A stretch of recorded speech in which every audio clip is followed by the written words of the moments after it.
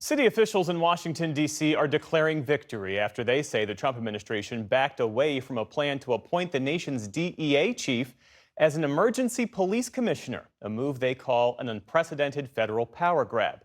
The deal comes after the city sued to block the president's attempt to take control of the Metropolitan Police Department. In a court filing earlier today, D.C. Police Chief Pamela Smith warned, quote, "In my nearly 3 decades in law enforcement, I have never seen a single government action that would cause a greater threat to law and order than this dangerous directive." For perspective on this and the unfolding redistricting battle in Texas, I spoke earlier today with Mark Elias, the Democratic Party's leading voting rights attorney and founder of Democracy Docket. Mark, thanks for being with us. We appreciate it. Thanks for having me. So, as we said, D.C. is now suing the Trump administration for its attempted takeover of the city's police department. There was an emergency hearing today. How does this effort by President Trump to deploy the National Guard to federalize the D.C. Police Department, how does it fit into his broader strategy of expanding executive power, especially in Democratic-led jurisdictions?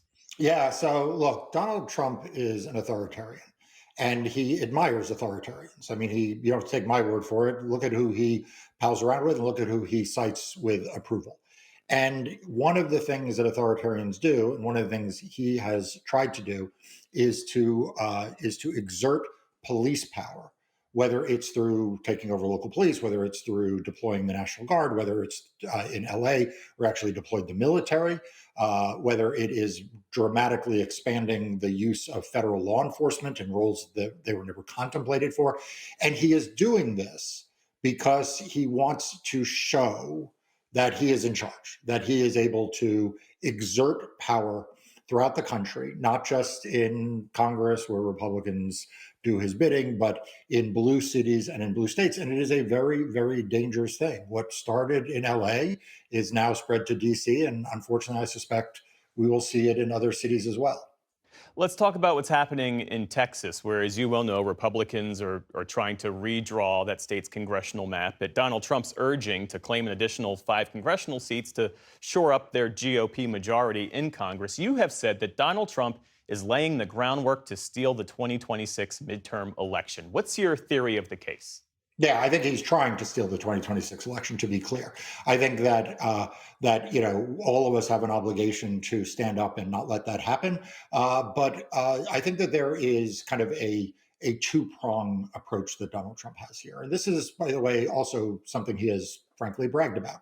The first is he wants to make it so that the election is voter proof. Now, redistricting 5 Democratic seats out of existence in Texas is one way to do that, right? His effort to get Florida, Missouri, Indiana to follow suit is his way of trying to deal with the fact that he is fundamentally unpopular, but he wants to frustrate the will of the ability of voters to vote out Republicans in Congress. The second thing he wants to do is to make it harder for people who disagree with him to vote.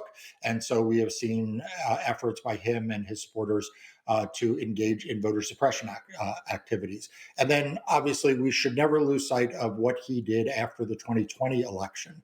I was proud to have represented President Biden and the Democratic Party in defeating those efforts in court. But he went to court to try to overturn the will of the voters and then ultimately escalated that through a political process. And then finally, with a violent insurrection in the nation's capital on January 6th. So people need to take very seriously the fact that this is not someone who is committed to free and fair elections. He was prepared in the 2024 elections to pull those tricks out of his bag if he needed to, and I suspect he will be willing to do so in 2026. There will be people, I'm sure, who will say that gerrymandering, for better or for worse, is politics as usual. What, in your view, makes this moment fundamentally different from past redistricting battles? Yeah, so two things. The first is people say we've always had gerrymandering, and in some sense that is literally true. But it used to be that you gerrymandered by taking out a physical paper map and looking at counties and towns and politicians saying, oh, I think those people like me, I think these people don't like me, and drawing physical maps. What we are seeing now, just as we see AI and technology uh, make it easier to do other things, the ability to use technology to draw maps that are not just favor a candidate or don't favor a candidate, but really become voter proof is much more dramatic. But the second thing, and this is something that we have not seen before, is the willingness to not just redraw districts in the middle of an election cycle, but to re-gerrymander a map. In other words, the Texas map that he is squeezing 5 more seats out of by telling Greg Abbott to do his bidding, this is an already gerrymandered map. This map was gerrymandered in 2021 to benefit Republicans. And so what's happened now is they have decided in the middle of the game to now re-gerrymander the map. And that is frankly not something that has any historical precedent. Even Tom DeLay in the state of Texas that did engage in mid-cycle redistricting in 2006, it did so because the map that had been drawn had not been drawn by Republicans before. But if we open Pandora's box now, in which the Republican Party can every 2 years use technology to just squeeze out more and more seats, then frankly, it's going to look very dystopian very quickly.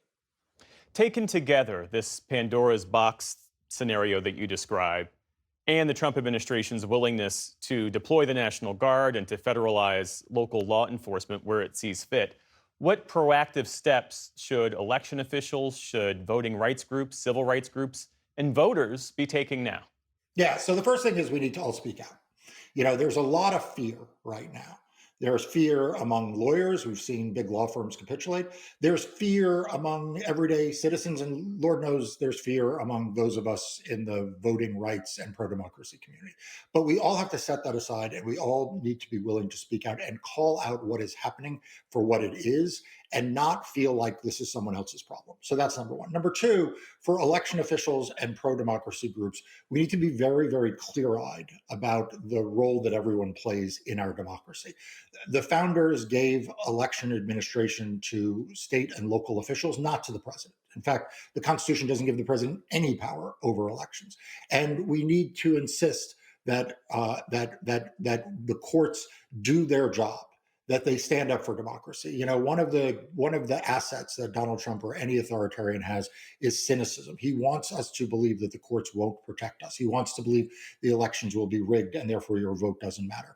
We have to insist the courts do the right thing. We have to support our election officials and our pro-democracy advocates. And we have to tell every voter that it is vitally important that they be registered, that they vote, and they ensure their vote is counted. Mark Elias, founder of Democracy Docket. Mark, thanks again for being with us. We appreciate it. Thanks for having me.